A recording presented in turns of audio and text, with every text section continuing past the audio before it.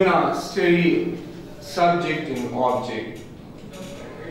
अब हम सब्जेक्ट और ऑब्जेक्ट को पढ़ने जा रहे हैं। सब्जेक्ट जिसको उर्दू और पश्तो दोनों के ग्रामर में फाइल कहा जाता है और ऑब्जेक्ट को मफऊल कहा जाता है। फाइल यानी फेल का करने वाला यानी अमल का करने वाला, यही बात हमने इंग्लिश में की है। डूअर करने वाला ऑफ एन एक्शन, एक अमल का यानी फेल का, इज कॉल्ड सब्जेक्ट के साथ। एंड जिस पर अमल किया जाता है यानी उस फेल अमल का लेने वाला जो होता है वो मफऊल यानी ऑब्जेक्ट कहलाता है। और यही बात हमने इंग्लिश में लिखी है। Receiver of an action is called लेने वाला, मौसूल करने वाला एक अमल का क्या कहलाता है? ऑब्जेक्ट कहलाता है। तो आप जो भी जुमला बोलते हैं उसमें अपनी ज़ुबान में देखें अमल कौन सा है? फेल। जिस तरह हमने पिछले वीडियो में एक्सप्लेन किया, अमल फेल का जो करने वाला होता है वो सब्जेक्ट है और जिस पर अमल किया जाता है वो ऑब्जेक्ट कहलाता है। फॉर एग्जाम्पल, सना चाय बना रही है, इसमें अमल कौन सा है? बनाना। बनाने का ये अमल कौन कर रहा है? सना। तो सना क्या हो गई? सब्जेक्ट हो गया। क्यों? क्योंकि जवाब आपके अगर आपसे कोई पूछे क्यों सब्जेक्ट है, तो डेफिनेशन में हमने पहले वीडियोस में भी कहा कि क्यों का जवाब होना चाहिए, तभी इट इज लर्निंग, तभी ये लर्निंग है। सो सना क्यों सब्जेक्ट है? क्योंकि डेफिनेशन में हमने शर्त लिखा कि अमल का जो करने वाला होता है वो सब्जेक्ट है। सो सना चाय बना रही है, बनाना अमल है और इस अमल का करने वाला कौन है? सना है। तो सना क्या हो गई? सब्जेक्ट हो गई। क्या बना रही है? काम किस चीज पर हो रहा है? चाय। यानी बनाने का अमल मौसूल करने वाला कौन है? चाय। तो ये चाय क्या हो गई? ऑब्जेक्ट हो गया। अनदर एग्जांपल, मैं इंग्लिश पढ़ाता हूं, अमल कौन सा है? पढ़ाना। पढ़ाने का अमल करने वाला कौन है? मैं। तो मैं क्या हो गया? सब्जेक्ट, क्योंकि अमल करने वाला सब्जेक्ट कहलाता। क्या पढ़ाता हूं? इंग्लिश। तो इंग्लिश क्या हो गया? ऑब्जेक्ट। क्यों? क्योंकि जिस पर अमल किया जाता है यानी इस अमल का मौसूल करने वाला वो ऑब्जेक्ट कहलाता है। तो पढ़ाने का अमल कौन मौसूल करते हैं? इंग्लिश। तो इंग्लिश क्या हो गया?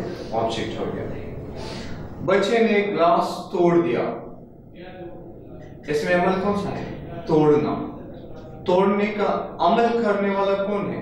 बच्चा। तो बच्चा क्या हो गया? सब्जेक्ट हो गया। क्या तोड़ा? काम किस चीज पर हुआ? ग्लास। तो ग्लास क्या हो गया? ऑब्जेक्ट हो गया। रेहान गाड़ी चलाएगा, अमल कौन सा है? चलाना। ये चलाने का अमल कौन करेगा? रेहान। तो रेहान क्या हो गया? सब्जेक्ट, क्योंकि अमल का करने वाला सब्जेक्ट कहलाता। क्या चलाएगा? गाड़ी। तो गाड़ी क्या हो गई? ऑब्जेक्ट। सो लिहाजा अपने जुमले में अपनी मादरी जुबान में देखें जो अमल वर्ब है उसके जो करने वाला होता है वो सब्जेक्ट कहलाता है और जिस पर ये अमल किया जाता है वो ऑब्जेक्ट कहलाता है। अब हम सब्जेक्ट और ऑब्जेक्ट को कुछ इंग्लिश एग्जाम्पल्स के हेल्प से एक्सप्लेन करते हैं। Aslam is cleaning home, Aslam घर साफ कर रहा है, इसमें अमल कौन सा है? साफ करना, क्लीनिंग। तो इस अमल का करने वाला कौन है? असलम। और अभी हमने कहा कि अमल जो करने वाला होता है वो क्या कहलाता है? सब्जेक्ट। तो असलम यहाँ पर सब्जेक्ट है क्योंकि ये अमल का करने वाला है।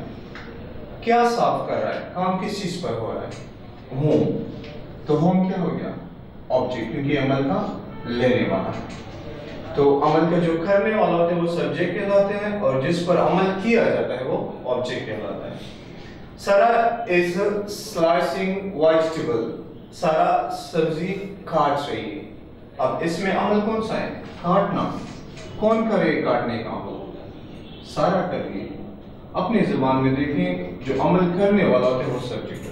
काटना अमल है, कौन करे? सारा। तो सारा सब्जेक्ट। ये डेफिनेशन में हमने शर्त लिखी कि हर अमल का जो करने वाला होगा वो सब्जेक्ट है। क्या काट रही है? काम किस चीज पर होगा? वेजिटेबल। तो वेजिटेबल क्या हो गई? ऑब्जेक्ट, क्योंकि अमल का लेने वाला है। I'll buy a mobile tomorrow, میں کل ایک موبائل خریدوں گا، اس میں عمل کون سا ہے؟ خریدنا یعنی بائیں، یہ ورب ہے، اور اس عمل کا جو کرنے والا کون ہے؟ میں کل ایک موبائل، میں خریدنے کا عمل کون کرے گا؟ میں، تو میں کیا ہو گیا؟ سبجیکٹ۔ کیا خریدوں گا؟ کام کس چیز پر ہوگا؟ موبائل، تو موبائل کیا ہو گیا؟ Object. We can learn English، ہم انگلش سیکھ سکتے ہیں، عمل کون سا ہے؟ سیکھنا، یہ سیکھنے کا عمل کرنے والا کون ہے؟ ہم انگلش سیکھ سکتے ہیں، سیکھنا عمل ہے، سیکھنے کا عمل کرنے والا کون ہے؟ ہم، سو ہم کیا ہو گئے؟ سبجیکٹ۔ کیا سیکھ سکتے ہیں؟ کام کس چیز پر ہو سکتے؟ انگلش، تو انگلش کیا ہو گیا؟ آبجیکٹ۔ سو عمل کا جو کرنے والا ہوتا ہے وہ سبجیکٹ کہلاتا ہے، جس پر عمل کیا جاتا ہے وہ آبجیکٹ۔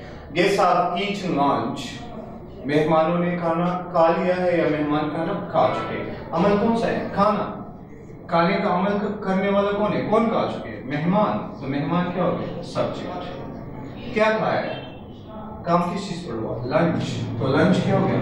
آبجیکٹ۔ سو لہٰذا ایک آسان سی ایگزامپل، زیادہ ایکسپلینیشن کے لیے، کیونکہ زبان کو سمجھنے کے لیے سب سے اہم جو چیز ہے وہ اس کے ایگزامپلز ہے، اس لیے زیادہ ایگزامپل ہم ایکسپلینیشن کے لیے دیں، باقی بات صرف ایک ہی اس میں پوائنٹ ہوتا ہے، اس کو نوٹ کیا کرے کہ عمل کا جو کرنے والا ہے وہ اپنی زبان میں دیکھیں جو عمل کون سا ہے، اور اس کا جو کرنے والا جو ہوتا ہے وہ سبجیکٹ کہلاتا ہے، جس پر عمل کیا جاتا ہے وہ آبجیکٹ کہلاتا ہے۔ ہر سبجیکٹ اور ہر آبجیکٹ یا تو ناؤن ہوتا ہے یا پروناؤن، سبجیکٹ اور آبجیکٹ اسی ناؤن یا پروناؤن کے فنکشنز ہیں، یہ علیحدہ پارٹ آف اسپیچ نہیں ہے، یہ اسی ناؤن یا پروناؤن کے فنکشنز ہیں۔ فار ایگزامپل اس جملے میں دیکھیں Aslam, Why is Aslam according to parts of speech؟ Parts of speech کے مطابق اسلم کیا ہے؟ ناؤن ہے نا،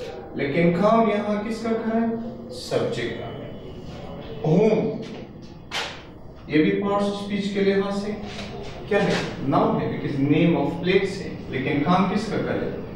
آبجیکٹ کا، کیونکہ عمل لینے والا ہے، دونوں ناؤن ہیں، لیکن یہ ناؤن کام کرنے والے کا کر رہا ہے، اس لیے یہ سبجیکٹ ہے، اور یہ ناؤن کام لینے والے انہیں موصول کرنے والے کا کر رہا ہے، اس لیے یہ کیا ہے؟ آبجیکٹ ہے۔ سارا is slicing vegetable، سارا سبزی کاٹ رہی ہے، اس میں آپ دیکھیں سارا یہ پارٹس آف اسپیچ کے لحاظ سے ناؤن ہے، لیکن کام سبجیکٹ کا کر رہی ہے کیونکہ عمل کرنے والا کیا کاٹ رہی ہے؟ سبزی، یہ سبزی دیکھیں یہ بھی ناؤن ہے، نیم ہے نا، نیم آف تھنگ ہے، لیکن کام آبجیکٹ کا کر رہا ہے۔ سو لہٰذا یہ کنفیوژن آپ ذہن میں نہ رکھیں کہ یہ ناؤن بھی ہے اور سبجیکٹ بھی ہے، ہر سبجیکٹ اور ہر آبجیکٹ یا ناؤن ہوتا ہے یا پروناؤن ہوتا ہے، کوئی اور part of speech as a subject یا ایز این آبجیکٹ کام نہیں کر، فنکشن نہیں کر سکتا، ہر سبجیکٹ اور آبجیکٹ یا ناؤن ہوتے ہیں یا پروناؤن ہوتے ہیں۔ Thanks for watching.